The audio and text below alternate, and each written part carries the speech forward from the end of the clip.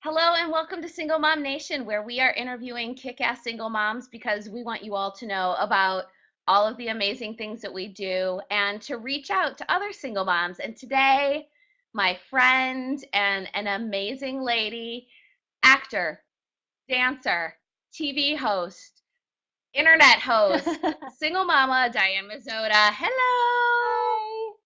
Thank you so much for joining us today. And I was just Having telling Diane, I am so excited because we have a viewer for the first time. Hello, Rachel Sarnoff, Rachel. who Diane assures me is one of us. She's Hello, lovely. You must be amazed. So thank you so much for joining us, Rachel, and other viewers who I know are gonna pop on. Be sure you use our little chat to the side, other side there, where you can ask questions and make comments. And otherwise, let's jump in and talk to Diane. okay. Hello. First of all, Diane I'm and Rachel, I. and Rachel is she blogs over at Mommy Greenest. So if you want to check out her blog, she's an awesome Oh, blogger too. Mommy Greenest. Mommy Green. Mommy Green or Greenest. Mommy Greenest? Greenest. Greenest. Okay. Okay. The greenest, because of course, right? Right. I'm totally going to check you out, Rachel. Diane and I know each other from Yahoo days. We've met up, we've talked single mom stuff before. But I have to tell you, digging in a little deeper to who is Diane Mizota, came up with some very interesting things. First of all, major cred with my kid for your interview with Bruno Mars, getting your flirt on with Bruno He Mars. was so flirty.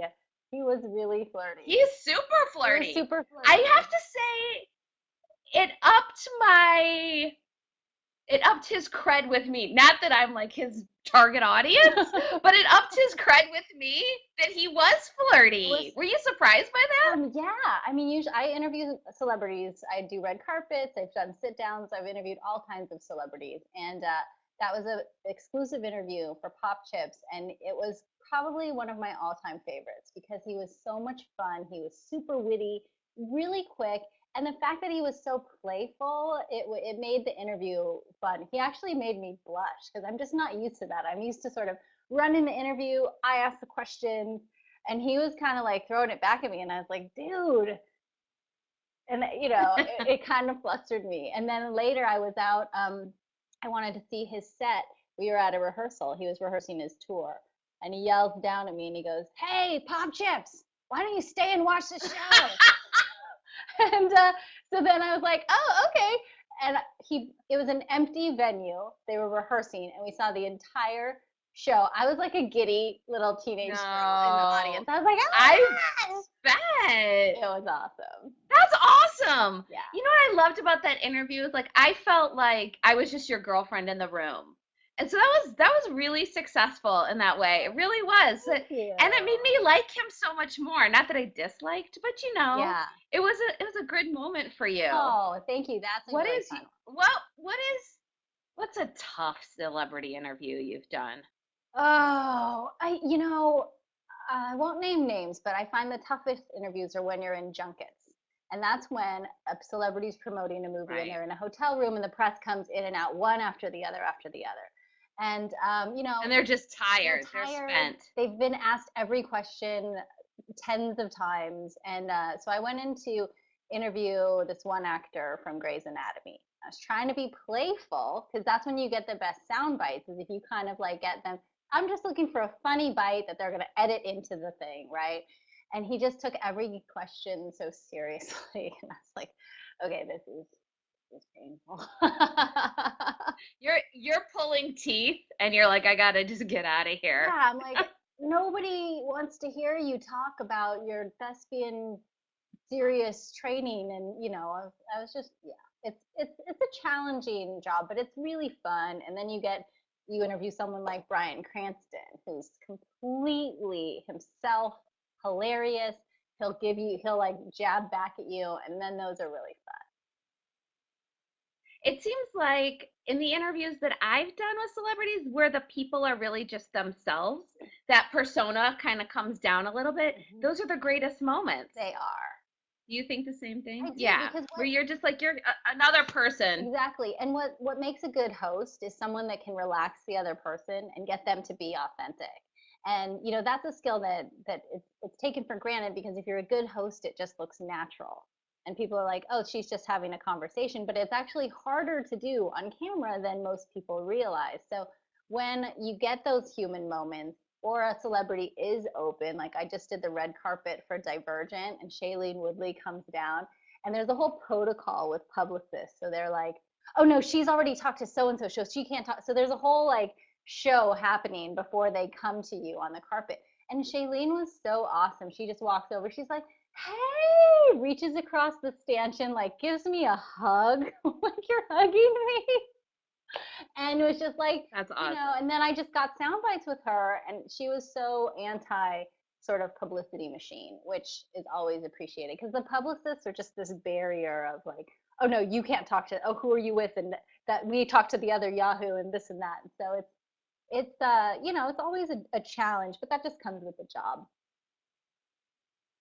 Now, you said a couple of years ago on the site Angry Asian Man, you probably don't know who I am and I like it that way. I Do you do. still feel that I way? do. I Why is do. that? Explain it. I guess from doing junkets and interviewing celebrities and seeing what their lives are like, just from a little glimpse, I love the fact that I have privacy, that I can live my life, that I can work on camera, do commercials, acting, whatever, but still have my complete and total privacy to go to the grocery store and live my life. I remember doing a junket, and Jennifer Aniston was there, and just the buzz that surrounds her and the people walking around her, and she can't, and I'm like, wow, that would be really difficult to have a genuine moment with anyone when you are have that Hmm. level of attention around you. So because I've seen it for so long, and I've been in this business for so long, I feel like I prefer having real moments, real human interactions. That's what I like about being a host. And the Hollywood thing, it's great and people can do it, but I feel so fortunate that I've been able to make a living for myself and my son, provide, health insurance and all those things without a level of fame that sort of interferes with just living our day-to-day lives. If you do look familiar, it's because you have a really impressive resume. Your IMDb Thank cred you. is pretty great. Thanks. Memoirs of a Geisha? Amazing. Boogie Nights. Yeah, oh, wow. Um, Austin Powers Gold member. I love those photos, which I felt like when I first met you, oh, I know who she is. I think it's sort of what you're trying to achieve, but I don't know all the details. You were in that with Carrie Ann Inaba. I Yes. knew you were friends with her, but that's a fun connection because you're glammed out It in was a that. lot of That must have been a fun. really fun It experience. was, and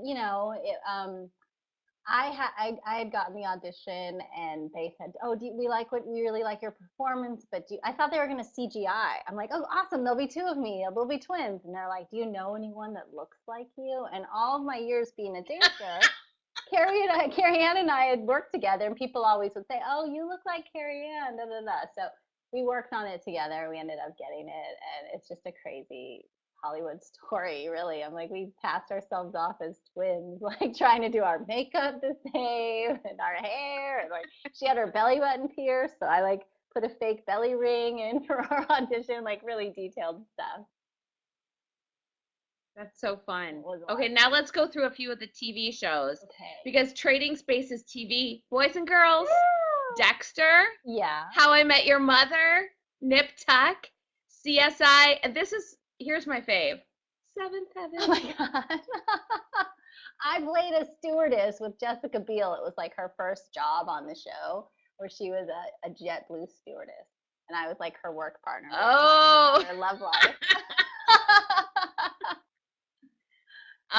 a degree of separation from JT, not bad. Oh yeah. King of Queens, Yeah. So yeah, I mean, King of I've had a Queens. lot of little roles on shows, and it's been super fun, and it's funny because I feel like, well, this is what I tell people.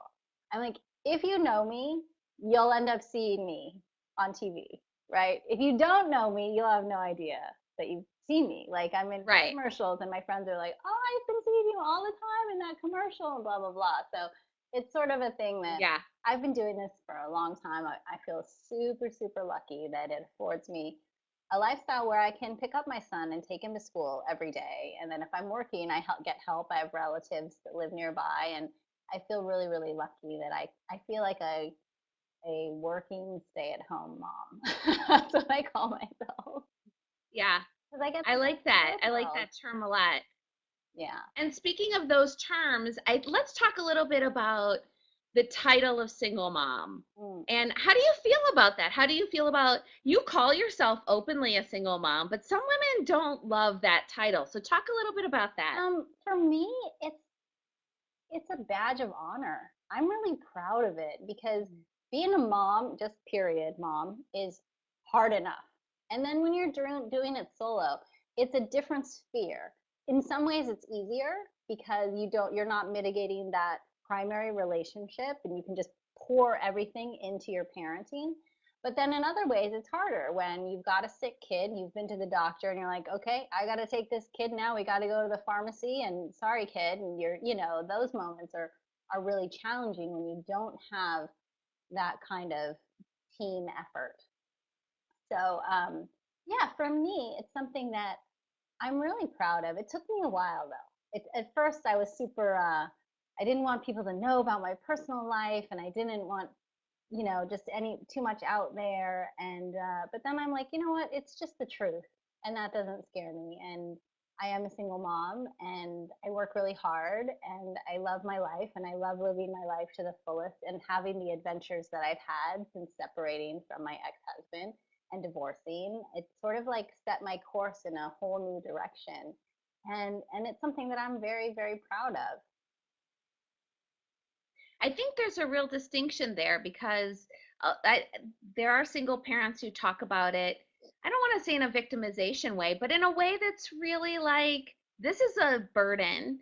And then it seems like there's another camp of people who talk about it as an opportunity. So I'm really interested in that opportunity moment about what has opened up in your life since you've been a single mom. Wow, looking back, I think for a while when I was separating and divorcing, I felt like a victim. Like, how can I do this by myself? And this is so hard and all of that. And it switched for me when the time that my son would go to his dad, I was like, well, who am I now? What am I supposed to do with myself?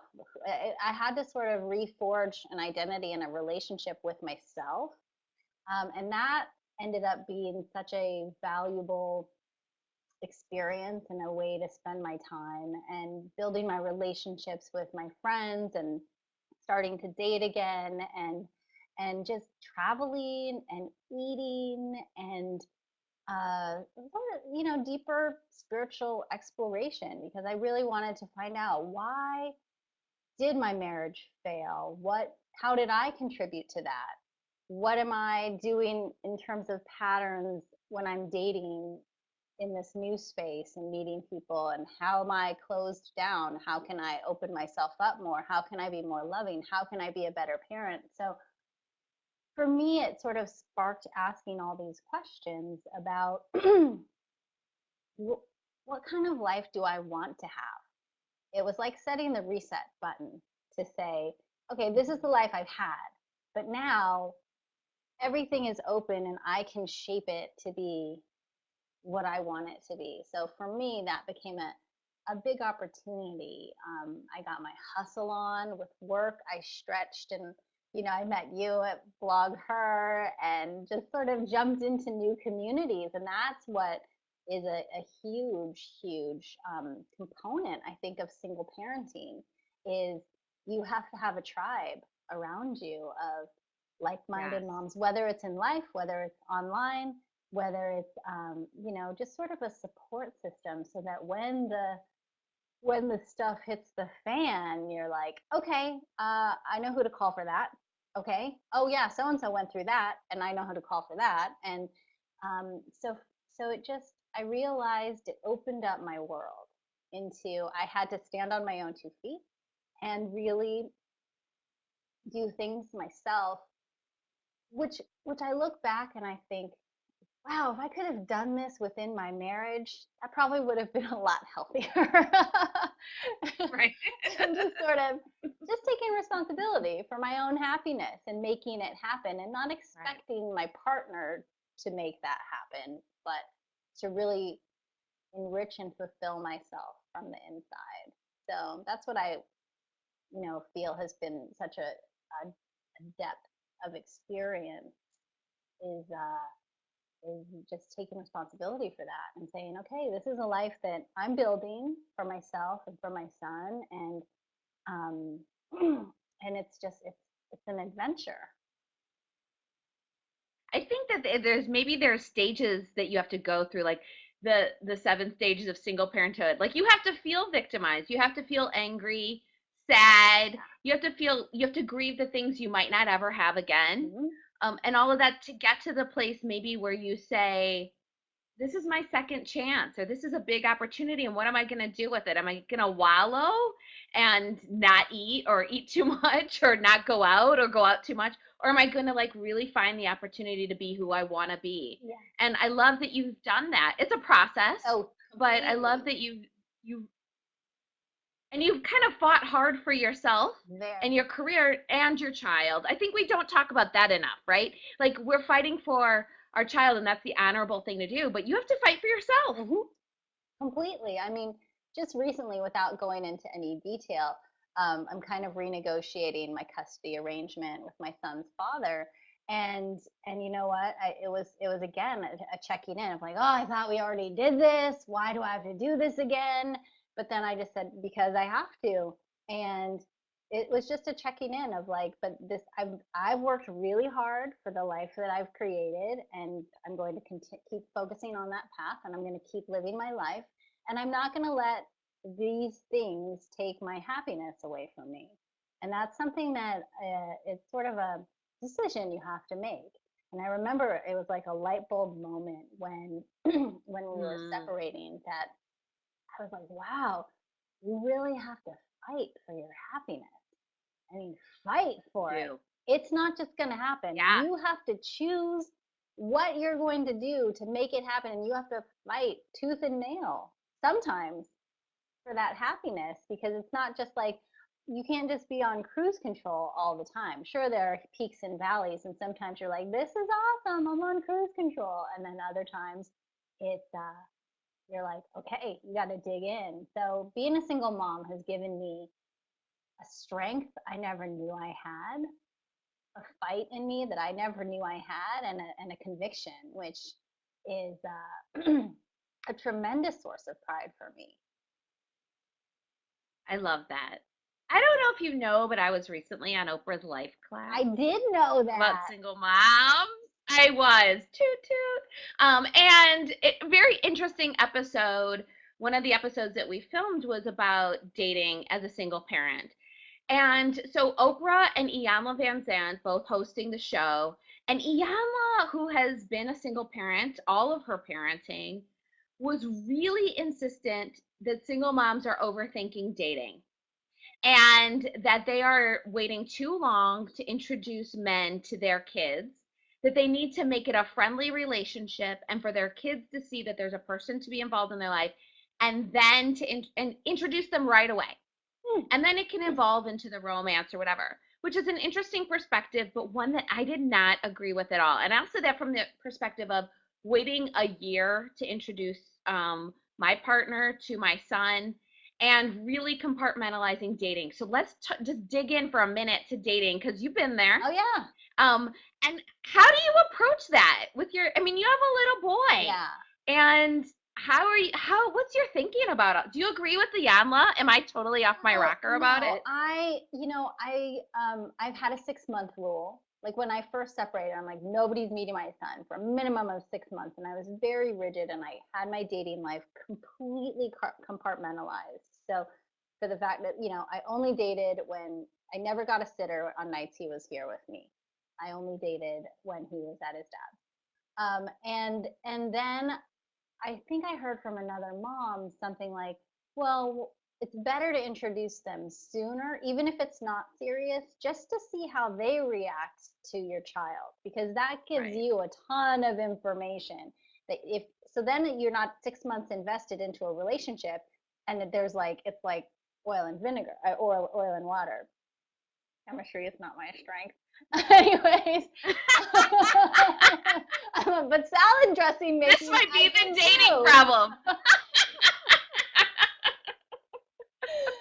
So, so yeah, I kind of have done both. I err on the side of less interaction with my son, but it's usually around 4 to 6 months before I would introduce someone. No, so I know it's substantial. It's not like on a date, but I have had a guy. Maybe it was like a fifth or sixth date come to the house, pick me up, say hello, and I was like, "Mommy's going out to dinner with her friend."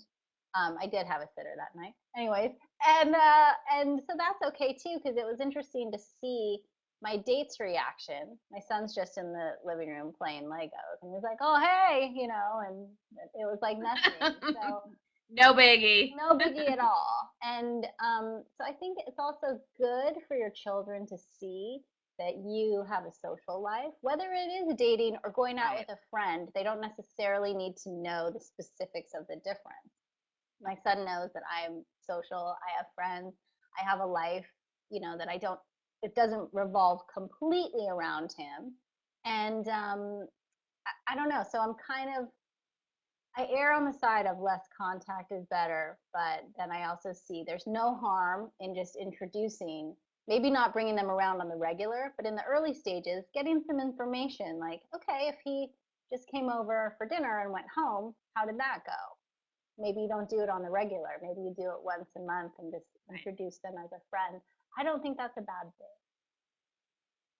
It's hard. It's It's really really hard. hard because it feels like, to me, it felt like I get one chance to do this. And I have found that that relationship has really had to evolve on its own, and I had to step out, and that part was hard too. Yeah. Crazy. See, and I would love, oh, go. go, go, go. Okay, so I've been dating my boyfriend now for I guess about 7, 8 months, and he's the only person that I've brought around my son. And their relationship, it's exactly what you just said. I feel like it does have to evolve on its own, and it's difficult sometimes to watch because I know my son so well, and my boyfriend was really Right. sweet, and he said, "So what can I do to get to know your son better?" And I'm like, "Oh, that's first of all, Oh, you that is asked." that's a note to people dating single mamas. That's a great That's a question. great question. I'm like, wow, he's really thinking about how to get to know my son better, and that was huge. And so I said, well, he's 6, so you could just play with him because he hadn't had a ton of experience with young kids, Mm. and he was kind of like, okay. And I'm like, seriously, he'll get to know you by just sitting and playing Legos or playing in the yard or building something.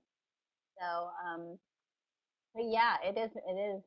This is uncharted territory for me. This is brand new. I Yeah, haven't done it's anything big. like this.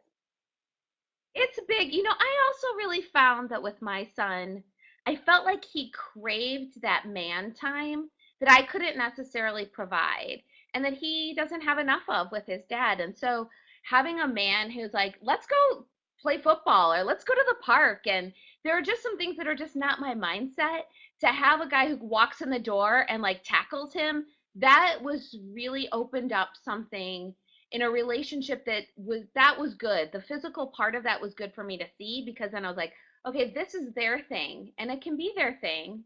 And that's good. It's organic and it's healthy and it's all of that stuff that they both needed that I just is not my gig. Right. I'm still the mama, that's fine. But it's that part has been an interesting evolution for all of us. Yeah. And not easy, No. not easy. Especially, well, my boyfriend's sort of an only child too. So it's like sometimes two only children and me in the middle. Girl, I was like, take that football and go outside.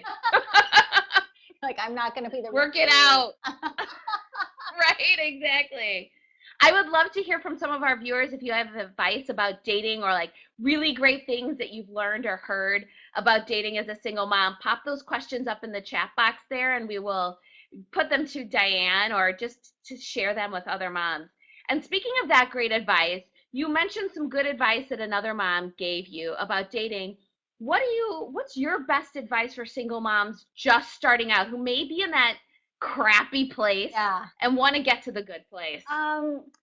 My journey, and it's something that it's a reason why I started my blog, spiritualplayground.net, is because I do feel like it's been such a journey from the beginning. When I first separated, I was um I was just dating for sport. Like I was like so happy to get out of Right? the It house feels good though. It and to feels have really good.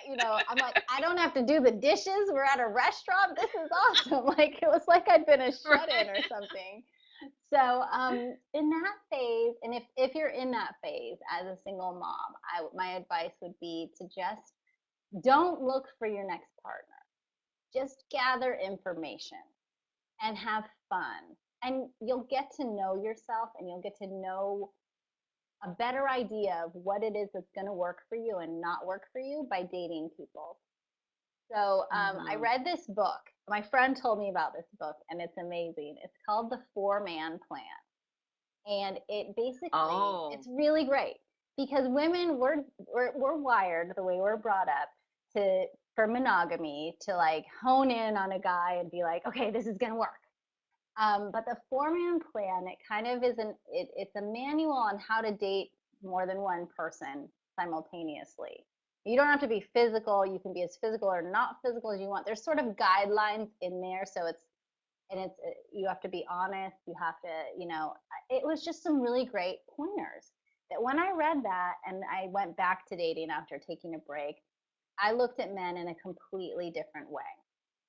So when I first separated, I didn't even realize it, but my brain was wired to think that all men were losers, liars, alcoholics, unemployed, unmotivated, whatever you fill in the blank. I thought that on some level. So what did I find? I dated a lot of guys who just were broken, we're that, right? Yeah. Yeah. And But you're coming to it from this big place of suspicion, yeah, right? yeah, yeah, and And you it's can't really attract hard. what you're not thinking about. It's so It's hard. like sort of the secret. Yeah, Yeah. it's really hard, and also what I was attracting was what I was on the inside, or fears I had about myself, that Mm. I was broken, that I was unlovable, that I was, all of these things. So you manifest those into your reality. So I had taken a break from dating, done some work on myself. I went to this retreat in Peru, which was amazing. It was an ayahuasca retreat, and it's sort of a therapeutic brew that you drink in the Amazon rainforest. And I know this sounds crazy, but it's a therapy Right. retreat. It's not like a recreational drug retreat because the brew does have psychedelic properties. But what it does is it opens up the pineal gland in your brain, which is where your spirit resides. And when I started researching it, I'm like, whoa, that sounds really cool. Okay, and I'm a seeker and I like to get to know myself. I like to ask those questions. And I wanted to grow a connection to spirituality for myself. I wasn't raised in a religious household, but I wanted to sort of experience that for myself. So I went, um, had that experience. It was life changing for me. I came back. I had read the four-man plan. I went back online to date and I met a completely different caliber of man. I mean, the men Mm. was meeting, they were smart, they were employed, they were interesting, they were emotionally developed, they were loving. It was just completely different. So my advice is if you're in the early stages post divorce, have fun, get to know yourself. Maybe you'll meet somebody wonderful, maybe you won't. Just keep your expectations kind of like focused on yourself. And then as you Mm. grow and you I think become that's more great. ready to open your heart again in an honest way, and that's the real hard part because it's so scary to open up your heart again. Then just try try again dating multiple people. Take your time. Take your time. Like a lot of people, I'm always curious by the people who get divorced and then they're married a year later. I'm like, really? Really? Yeah, I think it takes time. Like you have a birthing process for yourself, right? And so that takes that let it gestate. Yeah, That's what I think. It takes time. it takes time. And And who you might have picked in the beginning might be very different even to pick to go out to dinner with now, which is exactly what you're saying, which is really great because you needed that time to be self-caring. Very much so. Yeah. And I know it's And you difficult. obviously don't have to go to Peru to do it. No, You can not do at your own all. You brew at can home do and figure it out, your own but it's the ritual of it's your it. spiritual exploration. That's what it is. And making a commitment Right. to that and saying, like, okay, I'm going to work on my Right. stuff. I'm going to figure this out. And yeah, I think that, it's hard as a single parent. The time thing is really hard dating, especially if you don't want to get a sitter and you have a limited custody schedule like I did. So, I mean, if I had 2 or 3 nights a week, three at best, that he was at his dad's, well, I'd want to see my girlfriends and then maybe a date. And so sometimes if I was dating more than one person, just sort of casually and setting it up, they're like, when can I see you again? I'd be like, okay, how about a week from Tuesday? Right. And it can be difficult, because some women, but here's the thing, some women are super available and men find that off putting. So if you're busy, you're like, I've got a life, I've got this, I can't, and this is when I'm available. If they're really into you, they'll be like, okay, great. Or they'll find, can we do a lunch or can we do a coffee? So there are ways to work around that because I understand as a single parent, time is in short supply. It is, but I think it sets it up if you are going to have a relationship with someone who's a single parent, and particularly a primary parent, you need to know that they're not going to be available all the time. Even if you are dating regularly, you live together, your time is divided as a single parent. And so I think it sort of sets the precedent that you're not going to be number one. You're just not going to be number one. It's not the package. Right. So I think that's important to set that up from the begin, to set that precedent from the very beginning. And a week from Tuesday might be great. You might really like to wait it out. Some really good stuff can happen if you wait. That's all I'm saying. So you touched on very quickly the juggle. Give 2 ways that you seek out support in your life that have been critical to being a successful single mama. 2 ways that I seek out what? Like you seek out support Oh, in your support. life Oh my because gosh. you said you know who you call. Obviously, you have like a cadre of women that you call on. Hmm. What are a couple of other ways that you support yourself? Oh my gosh. Number one is for me, I was a professional dancer. That's how I got into this business. So I go to dance class because it makes me Mm. feel like I have a superpower. And I know that sounds so corny, but I love it's that. really, if everyone had that and found whatever it is that makes you feel like you have a superpower, I'll leave dance class. I'll be so like weighed down. Like, oh, I have this and that. I'm juggling. I don't know how I'm going to get through it. And I go, I just have to go to dance class. I'll go take a ballet class. And then I'm like, okay, it's not that bad. I can do this because it's a confidence building. It's the quickest way to connect to the core of who I am, which is through dance for Mm. me and being in my body. And it makes me feel confident, strong, talented, just reminds me that I am a whole person and not just a lunch maker and a carpool driver and a person who's always barking at my son because he's late, or it just reminds me that I'm a woman, an artist, something I'm passionate about, and it grounds me. So if I do not do that for myself at least once a week, I start getting really irritated. And I'm like, okay, I got to go to dance Yeah. class. I have to go. And so yeah, so for me, it's good. It's for my soul. It's for my body. It's just it's like my church. And so that's one way that Mm. I support myself. Secondly, I have an amazing group of girlfriends and I feel it. It's the same thing. If I don't see them for a couple of weeks, because we're all busy, almost all of us are parents or married or, we're working and all of that stuff. I have to make that time for those girlfriends, even if it's like one night every 3 weeks or, someone's baby shower. I make that a priority and I show up because even if I'm tired and I have to drive an hour in traffic, I'm like, I need this. I'll get a sitter for that. I wouldn't get a sitter for dates, but I will get a sitter to see my girls.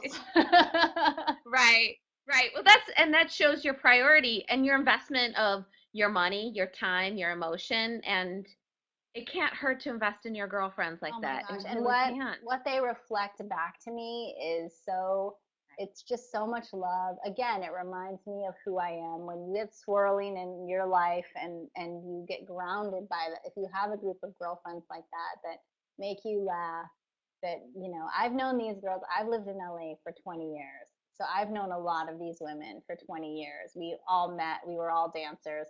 We'd be on these crazy jobs dressed in crazy costumes dancing behind some celebrity. And, the fact that we've stuck together this whole time and have that shared history is huge. But then also our shared experience now of parenting, Mm.